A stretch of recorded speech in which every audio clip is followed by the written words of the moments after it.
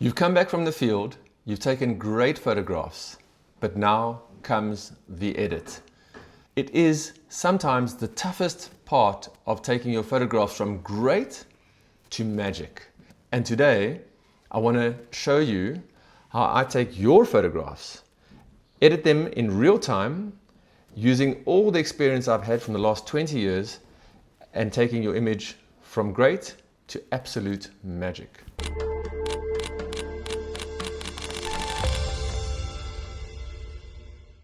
My name is Shem Compion. I'm the Managing Director of C4 Photo Safaris, and for the last 25 years I've been traveling the whole globe with the camera as my passport. Yet, Africa remains my muse, and it's here where I spent the majority of my time photographing, and today I'm going to be sharing those lessons via the editing process with you. So we bring the images back from the field. We've taken images out there and now they're on our laptop. And so often people treat this as a very literal exercise. We are going to edit the photograph to make it look better. And there are very basic elements to do that. You can improve contrast, shadows, highlights. But what I really want is for the image to speak to the viewer. And that's a different level of editing that I want to share with you today. I don't want the image to be very literal. I want the image to be an emotion. And so when we edit, I'm going to dig into what is the core element of the photograph and how do we make that stand out and leap out at the viewer. Because ultimately, we want the images to express their own personality, to create a sentence rather than a word, and all the elements to be balanced in place so that the beautiful parts of the image leap out at you. So when I'm editing literally from a technical point of view, but I'm also bringing a personality to the photograph. And that's what I want to share with you today. Thank you to those who shared their photographs and kindly allowed me to edit their photographs today. That's, I think, a great benefit because I'm going into these images cold. I'm going to open them up and then look and see exactly how I would approach this photograph. It's a very vulnerable place to be in, but it also allows a great interaction between your photographs and me editing. Thank you for that. So the first image that we're looking at today has been submitted by Yvette Holsenberg. And as you can see, this image is of wildebeest crossing a migration. Now, when I look at photograph, the first thing I want to know is what is my subject? And that's the case for 98% of photographs because 2% might be completely abstract where you don't have a physical subject that you focused on. So I'm looking here, what is the actual subject? And we can see quite clearly it's the wildebeest running. What's even more compelling is the dust that they've created. So there's a lot of energy in this photograph. You can see the animals are very dynamic and there's a lot of dust being kicked up. And there's depth in the photograph. You've got wildebeest in the foreground. You've also got wildebeest in the background. And that's making a lovely line into the distance in the background there. So depth is an amazing element in photography because we are looking at a two-dimensional photograph. Yet we see things as a third dimension. And if you are able to create that third dimension, I call it an illusion because essentially that is what we are doing. We are creating this illusion of depth into the photograph. And it's a tried and trusted method that has come from the Renaissance era when artists created long lead-in lines, roads leading into the distance to draw the viewer into the photograph. And that's so important. You want to draw a photographer into the photograph. So now that we know what our subject is, we know what the compelling elements of this photograph are, I'm going to drill down to the nexus of that. So I'm going to bring out the crop tool in Lightroom here.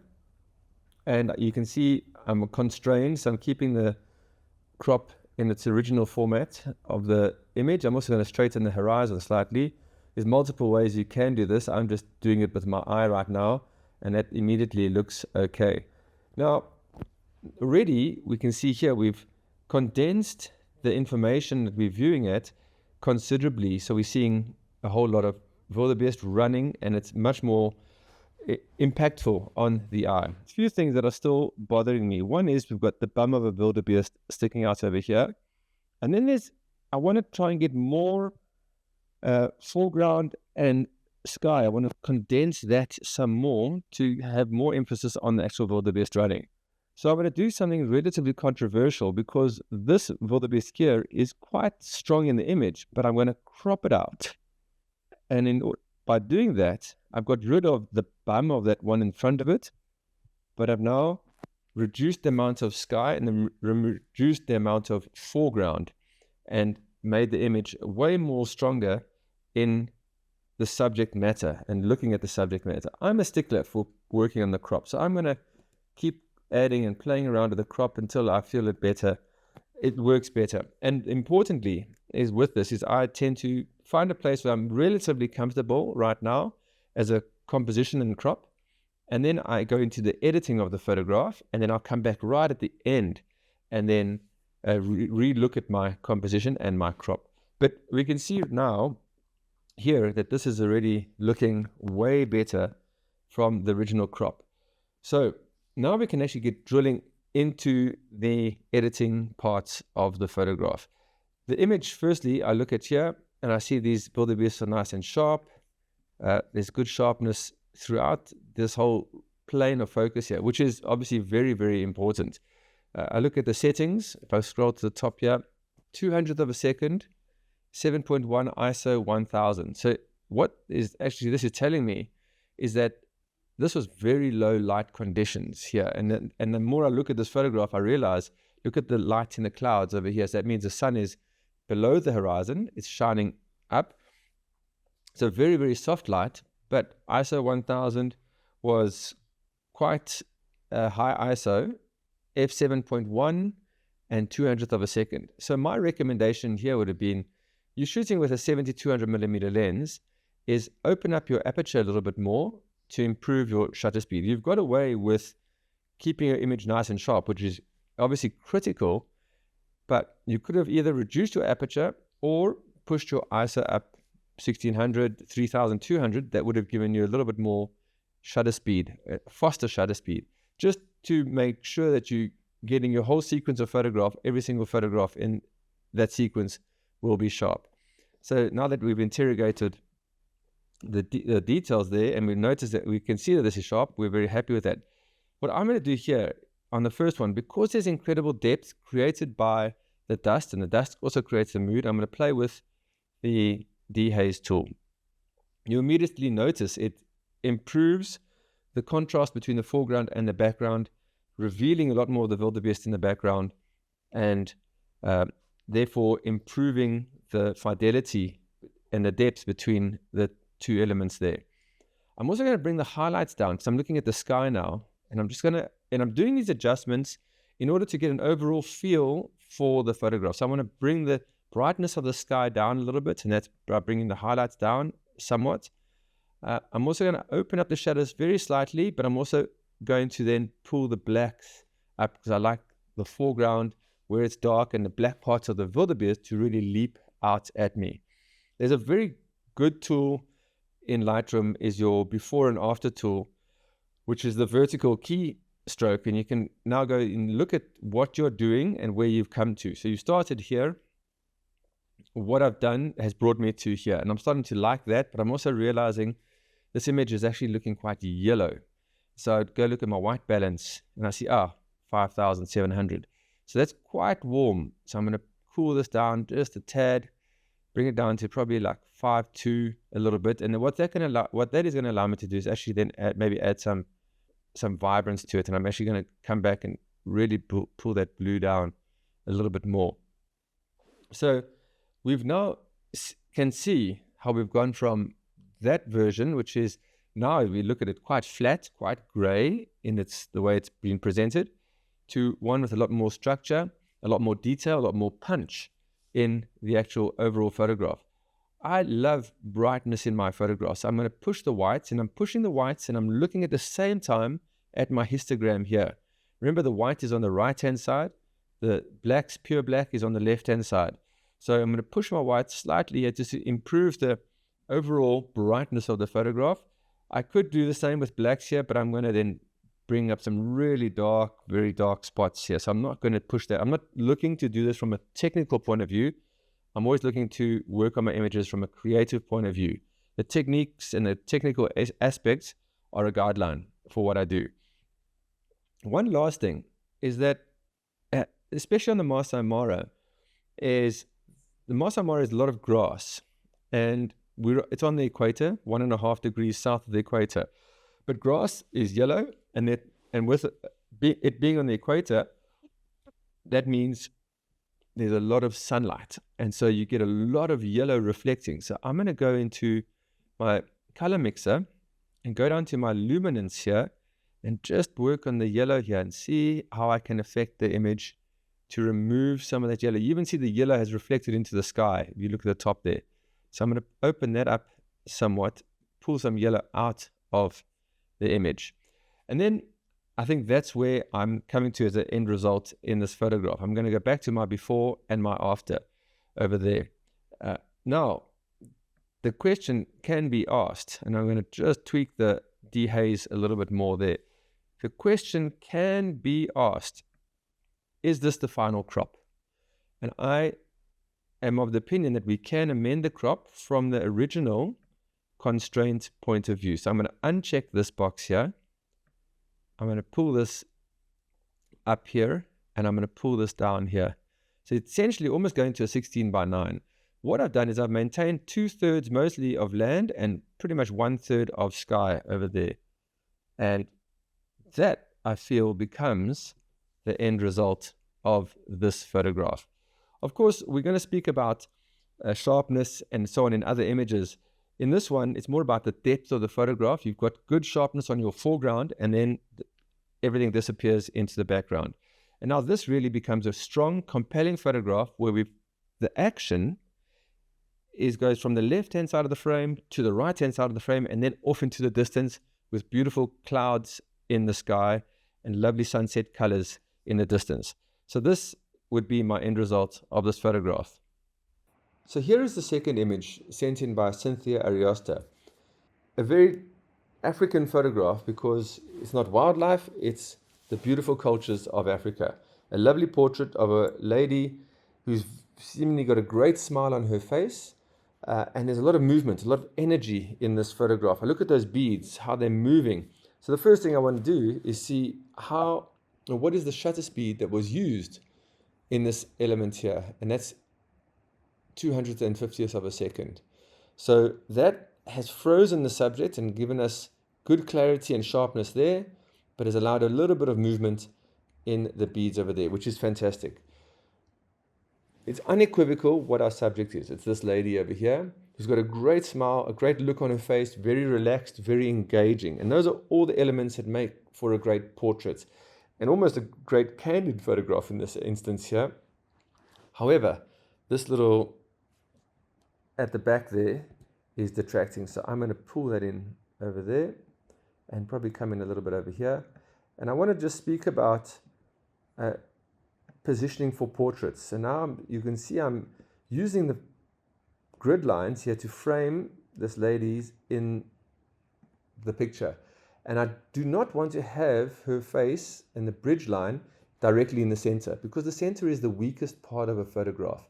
Imagine the gutter of a magazine where the pages meet. That's always where the least amount in a photograph happens. And so taking it just off center creates a beautiful tension to the viewer, because your mind is saying subconsciously, is it in the center or is the subject just off center? So there's a subconscious conversation that you have with your mind is having. Sorry, there's a subconscious conversation that your mind is having with itself. And that is a beautiful tension that allows the viewer to engage in your photograph. It's all about how do we stop someone in their tracks and say, what's going on with that photograph over there? And that's why we very, very seldom put a portrait dead center. We want it just off center. So now we've got our portrait and we've got our composition. It's all looking really good. I love the energy of these beads over here. So the composition is really strong. I now want to open up the shadows very slightly to see how the face responds to it, and it comes out really nicely. I'm also going to pull the highlights back. It's a much of a muchness because I'm not going to get, as you can see there, if I go to -100, this is still becoming very white. So I'm happy to keep it actually quite bright in the background there, and that then focuses all the attention on to our subject. What I do want to do is go into the eyes over here. So I'm going to hit the brush tool and create a small brush. Now I'm going to zoom in, hitting the Z key, and I can come in here and make my brush really small. Just going to brush within that area there. And portraits are all about engaging with eyes and eye contact. So I'm going to open up that there. I'm going to open up some shadows. Of course, we don't want to do this too much. We just want it to be subtle. And the secret is to then just close it back up there. We can actually do lights out. And you can probably see I've probably done a little bit too much there. So I will go straight back in on the mask itself and just pull that down slightly, a bit more. What I am going to do is open up the shadows a little bit more, but I'm also going to add some global contrast to this photograph. And I notice on the skin tone here, there's a bit of magenta. You can actually see some in the background down there too, also on the chin over here. And I look at the tint here and I see that it's plus 15 magenta. So I'm going to pull that magenta down. You can already see now it's gone to green in the screen. So I'm going to come back to, let's say 10, 9, 10, and that has sorted that out. I love adding some blacks into a scene just to add some extra punch. And this is an instance where I don't think we need any vibrance. Somehow there's some saturation on there already, but I don't think this image needs any vibrance at all. What I do want to do is play with the whites, and that's just to brighten up the background of the scene, to almost make the subject punch out more. So I'm highlighting the back of the background to make this jump out even more. Very often people tend to want to go to a black and white with these type of images, especially because of all these little black marks across the screen here. In this instance, it's about the vibrance, the energy of the subject, the relaxed, casual look. That means you've engaged with the person, you've made that connection, and that really comes out in a color version. So this would be my final version of a very strong portrait in this instance here. And the final comment, I might just come in slightly tighter. I really love that face, and I want to make it more compelling. I'm going to take it slightly off center, like I spoke about earlier. There would be the center, so it's just slightly off, and then we get our final version. Thank you, Cynthia. For this selection here, I've actually got two photographs, as we can see. And Cynthia Ariosta, once again, who submitted these photographs, she gave me both in order for me to make a decision on which one I would like to edit. Now, I always like the image where there's a lot of anticipation. So if we look at the image on the right here, we can see that the action has already happened. And here on the left, is the anticipation. However, I love the light on this image on the right-hand side here coming across the little lion's face. And look at the catch light, like really jumping out. So going back to my original premise, this is the photograph where we know what the subject is. We can see the action, and there's a lot of dynamics here at play. And the next thing I want to do is zoom in and check the sharpness of the photograph. I can see every single hair is in focus here. But even more importantly, and almost like a cherry on the top, is the catch light in the eye of this little lion cub here, playing with its mom. And then you see some more detail. You see the flies leaping off as they're being disturbed by the paw. So this is the photograph I'm going to look at. First thing I do is bring out the crop tool. And why do I do that? Well, firstly, I'm going to crop and straighten up the horizon. And then we know what this image is about. It's all about the action of the lion and the lion cub. So we're going to zoom in right into that section over there. And then as we crop in, we realize we need to go even more. And now what I'm doing is removing the horizon. It's all about the focus on this lion and the mom. And I'm going to bring this, even out the space between that side and that side. So there's even amount of space, maybe one more for that. Now we've got to somewhere where we're quite happy with the actual composition. We'll come back to that maybe a little bit later. the first thing I want to do is look at, we've got a very even histogram, but we also can see that there's some bright areas and some dark areas. So I want to offset those a little bit, and that just softens the harsh contrast, because the sun, as you can see, is quite high in the sky.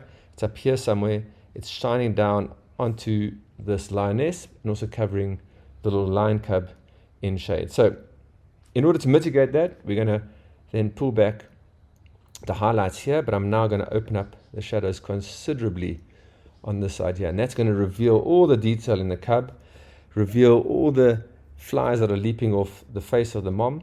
And so now we've mitigated that sort of harsh contrast between the shadows and the highlights and that in that scene there.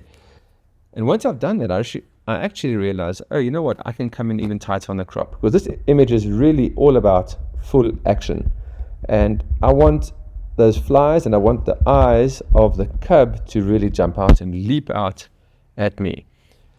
Earlier we had an image that the color balance was really warm. In this instance, the color balance is really cool. You've got to remember, typical midday sunlight, the white balance is recorded as 5,200. So here we've got sun really high in the sky. Look at it, it's up here somewhere, and it's at 4,700. So what I'm going to do is just push this up a little bit more to warm up the image and soften the hardness of a cold temperature, cool white balance in harder light. And we can see what the warmth of that does already in this scene over here. Now, there's multiple ways to make this type of image pop and really stand out, because we've got grass drifting off into the background, but we've probably got quite a good depth of field in this photograph, f18. And I could see the depth of field because a lot of grass is in focus all the way through here. The lines are perfectly in focus, and then it only starts drifting off out of focus in the distance there. What is also nice about this photograph is the very high shutter speed. That's frozen the action. Really important and imperative. F18 may be a little bit excessive, but we've got away with it. But I would like to make this image pop even more. And as I mentioned, there's multiple ways to do that. I could select these lines here, make a selection, and that comes out of this section here where I say select the subject. Or I can look at the clarity, and this is more a global version, so a poor man's version of doing it. So just in the order of expediency, you can see what I've done by reducing the clarity to keep the focus on the lines here and the lion cub, but just soften off the background into the distance there. There's another trick we can do here too, is to also go to create a linear gradient in the foreground. I'm going to hit the shift key, press the gradient down, click it down on my mouse, and then just do this over here. And on the actual gradient itself, we can look at reducing the clarity, softening the clarity just a tiny bit. And what I will probably do here then, you can also see, is just increase the exposure slightly a bit there. So we're getting a lovely transition from the foreground through the image of the photograph. And now we go from the beginning, before, and we look at the harshness of the light in this situation here. That's really what comes out at me here, and to the end result over here. So I think that's a fantastic, fantastic result of the photograph. I mean, this is pure action, beautiful anticipation by the author of this photograph. The flies actually add something to it. You almost think that the young cub is contributing to the mom's respite from the flies, but perfect timing, perfect action, and a great, great result. Thank you for sending this in. All right, a photograph from Laura Oliver. Thank you for sending this through. I was actually with Laura in Mashatu, a very green Mashatu in Botswana earlier this year when this photograph was taken. And as we can see, we've got a great subject. Elephants, the largest land mammal on the planet, so very striking elephant. But even more than that, elephants in green surroundings with a relatively blue sky, and they've sprayed themselves in some beautiful red mud. So they've really coated themselves in some red mud. The elephants are our subject. That's we know for sure. But they're a little bit underexposed. I can see a small amount of dust here, and there's a bit of movement in the trunk and the dust over there. So that's what I really want to focus in on. and say this is what the essence of this photograph is about. So I'm going to hit the crop tool, and I'm going to bring the crop right up to this distracting piece of wood over here. Even though there are some flowers in the foreground here, I'm going to come into this just above there, and then I'm going to bring the sky in, because quite now there's a significant amount of sky above the elephants. We want to bring the balance of the sky as an even amount between there and there, so that the elephants are generally central. And now we've got the elephants in the frame, we can maybe come in a bit tighter, but we can always work on the crop afterwards. Let's first drill into what the photograph's about. I see that, looking at the histogram here, there's quite a bit of underexposure on the elephants themselves. So we want to brighten that up. So we're going to pull out the shadows here. I might just look at opening up the exposure, because I see there's some space to do that. So I'm going to pull this exposure up just gently. I don't want to blow anything out. And I'm going to pull the highlights back, which is going to bring the sky darker. And actually, there's quite a lot of detail in that sky, so we can have a look at that a bit later in this edit. But now we see, there's a lot of motion here. Look at the gesture of that trunk. We've got the dust flying over there, and we've got this elephant here throwing some dust. But look at the colors that have come out. That's really, this dappled coloring on an elephant is so unique. It matches and complements the green so nicely. So that's really a strong part of this photograph. I'm also, if you look at the crop here, look at this white flower, just pulling your eye out. There's another one there. So we want to be very careful with cropping, to always look at the edges. Now we look at the edges and we say, okay, it's all nice and cleaned out there. So let's go back to our subject, these elephants. How are we going to maximize the beautiful contrast and colors on these elephants themselves? We could do a nice subject mask and work on that, and let's just check what Lightroom does. Pretty straightforward in terms of its selection over there.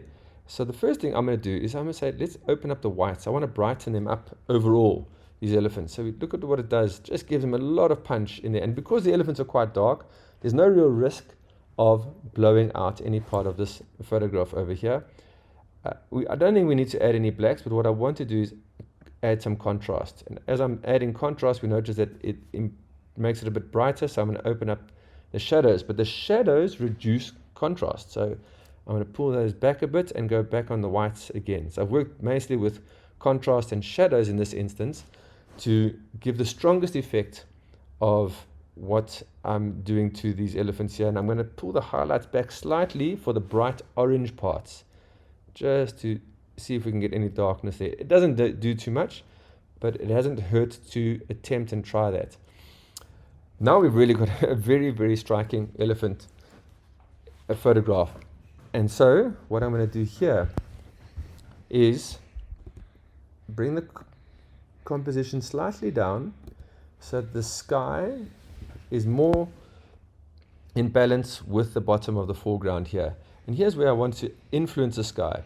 We've got greens, we've got orangey browns, almost reds, and we want this blue in the sky to really stand out. And I'm going to do that by going back down to my color mixer and seeing how we can get some blues and detail in the sky in this photograph here. And that, as you can see there, has influenced it quite nicely, very nicely as an end result. So we go from there to this photograph now here.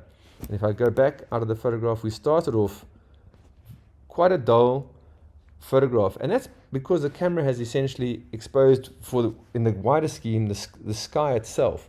And so it made the elephants really dark. And so this becomes the end result. Not incredible changes, nothing massive that we've had to do on the edit, but it's about focusing on the right parts of the photograph. The elephants, of course, that's our subject, but focusing on making the dust very evident. Look how the trunk is really standing out here just because of the color of it. So the gesture of the trunk is incredible, but the color of the tip of the trunk, and then all these variety of mottled colors over the elephants, really, really a wonderful, wonderful photograph. Thank you, Laura. This is absolutely fantastic. This is a photograph that's close to my heart, simply because this is taken at our Lala Limpopo hide at Mashatu. It's an overnight hide in front of a waterhole that attracts animals to the waterhole. This waterhole has been running for 20, 25 years, and so animals are very relaxed when coming down here. And Melinda Brown spent a night there earlier this year, and this is a photograph that she has submitted. As we can see, very moody. We know exactly what our subject is. We've got a hyena and we've got a jackal. But the mood of a very dark background and surrounds, we can see the hyena's ear is just lit up on this side here. But the mood overall, very, very powerful. Essentially, it's an outdoor studio. The big question here is, how do we crop this photograph? Because we've got a reflection of the hyena, but by including the reflection, we've also then got a lot of space on this side and a lot of space on the left-hand side. Or do we go in tighter and focus on the interaction between the jackal and the hyena? Both of them scavengers, one more scavenger predator, and the jackal, the smaller one of the two. I think I like this version best, and I'll tell you why. Firstly, it brings out the highlight in the hyena's eye, and that's very important. We love catch lights. Secondly, it also reveals that this photograph was taken in the dusk hours, and there's still a little bit of ambient light in the distance, and that gives it a lot of depth in the photograph. Now we can see the background, we can see some context and some narrative of where they are. So I'm going to focus my attention on cropping this photograph to effectively be an interaction between these two species, and that's the crop I'm going to work from here. At night, when the lights are shining on the animal and you've got a dark background, any adjustment I make over here is going to be incredibly exacerbated. So I'm just going to push the exposure up slightly here, and we can see how much it affects the photograph. The same if I had to do anything on the whites, you'd see how it affects the image quite significantly. So you've got to be very subtle when you're working in these low light situations, and I use that as an example there. We love the mood in this photograph, and what I would like to do is just open up some light on the hyena's face, and I'm going to get a brush tool. I'm going to just a small brush over here and brush this hyena's little muzzle over there, and in this instance just slightly expose the muzzle there. So I've just overexposed it by 1.3 stops, and that has seriously improved the view onto the actual hyena's face. I'm going to go into my crop tool again. I'm just going to slightly pull this down, or I'm going to pull the crop up because I've got this line there and there that I want to get out of the crop itself, which is there. There we go. So now we've cleaned up the actual photograph and the edges of that crop section over there. What really is, to me, irritating is this reflection of that element there. So this depends on your own predilection. I can get out the clone tool and just remove that there, make my selection down here, and that then disappears. So for the purpose of this photograph, I'm going to remove that one here. Of course, this is always a contentious part of photography.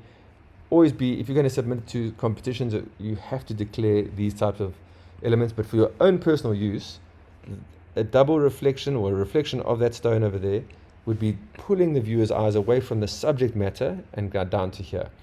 But now I'm coming back to my subject matter, and this is an incredible photograph. I mean, look at that interaction between these subjects over here.